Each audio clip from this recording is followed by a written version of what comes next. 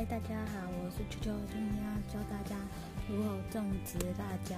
首先准备一个黑色的脆盘，这个园艺店通常都有在卖，这个我剪一半了，然后通常都是卖18到20块。然后我们先铺上2/3的培养土。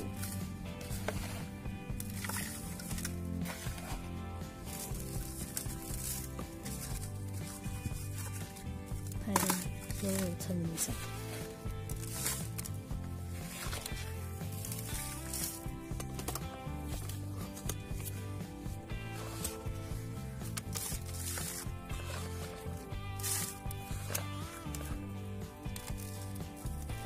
然后铺上培养土之后呢，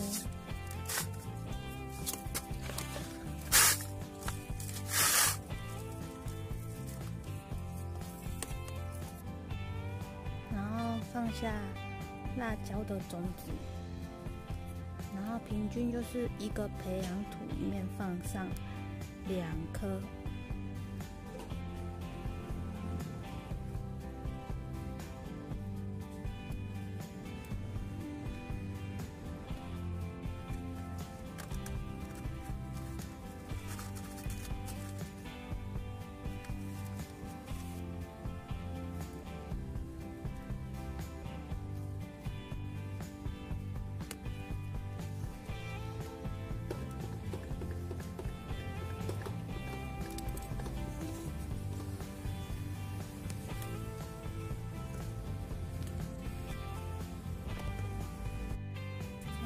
铺上那个辣椒之后，现在再加一点点培养土在上面盖上辣椒的种子，然后辣椒的种子你就是去菜市场买辣椒就可以了。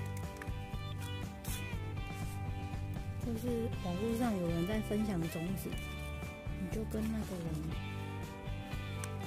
看有没有多的种子给你。我的辣椒是菜市场买的辣椒，然后再加上水，把它用到那个培养土都很湿透，整个水都有渗透进去就可以了。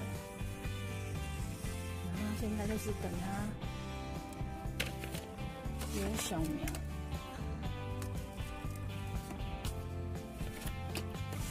然后因为这种脆盘很轻啊，所以你没有全部放上培养土会飞走，你在上面可以压上砖头，以免风吹。好，完，然后后面会记录小苗的成长。